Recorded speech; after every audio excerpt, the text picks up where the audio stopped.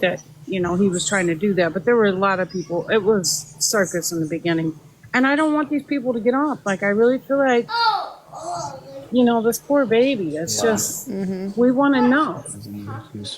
See, OTT can't, like, he was fine with everything until the Riverside County Sheriffs and the DA told him to back away from the case because he was getting too involved. And I agree with that. I agree he's too emotionally invested in this case. And who knows what evidence, if any, that he might have trampled through when he went to the house and did all these searches. We don't know because we don't know what happened on behind closed doors and all that. But like, what if, you know, like what if he contaminated a crime scene or contaminated evidence?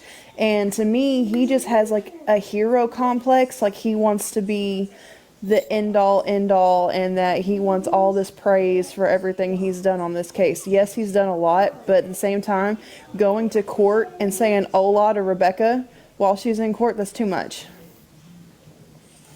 Like, I, it's way too much. I did appreciate everything that he did and the information because, like, we're starving for information. You know, what human nature is gossipers, right? And I was saying earlier, I don't typically follow cases that involve children. Like, you could ask me about one of them, and I would be like, except for like, so in Florida, of course, everyone knows the Casey Anthony. I wasn't too far from that, so like stuff on the television that's like you can't get away from it. But I'm not in Cali, so but this just really caught me. But and I really was eating it all up from. I followed everyone that was down at that courthouse, down here, there, everywhere, checking stuff out until my legal friend was like, "Bro, you do realize that's like could really compromise this, and they could support those kind of people." But I mean, and he's a likable guy. Like he's, you know, I don't know. I'm still working through my mind with what to think about the whole thing because he is knowledgeable and he has busted tail to be out Do you there think doing that those things. do you think that he's so invested in this case that he's having lack of sleep, he's not taking his meds on time, he's not eating. So like there was there's a message right here from Christy, Christy, Christy. She was commenting to somebody else. Most of his info has turned out to be false. Which the last few, things that he has said and done have turned out to be false. How do you feel about that? Like, how do you feel about him after some, like I would say toward the end, his most of his information was false. Do you Yeah. think Yeah, that it's just, he's just getting? Should Yeah, we go ahead, Annie crucify B. him? Should I'm we? sorry. no, it's No, fine. I was just gonna say, like, should we crucify him already? Should we? I feel Like, like is it about that time, or I feel like he's very yeah, invested?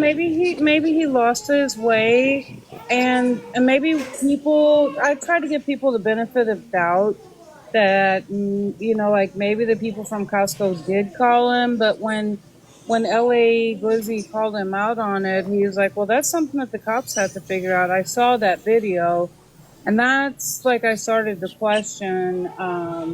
Like, did they actually go there and buy life? Because when he said on his thing, I believed it 100%. And yes, so my background is I'm an oncology provider.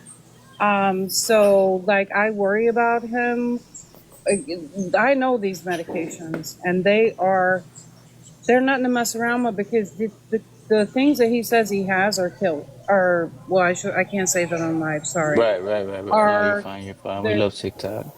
so they're really bad. So I would, if I knew one of my patients are out digging in the dirt in the desert and going through sewer drains and things like that, and getting dehydrated because you're doing this, I would have really not been happy with that. You're risking, and that makes my job harder. So yeah, he's not.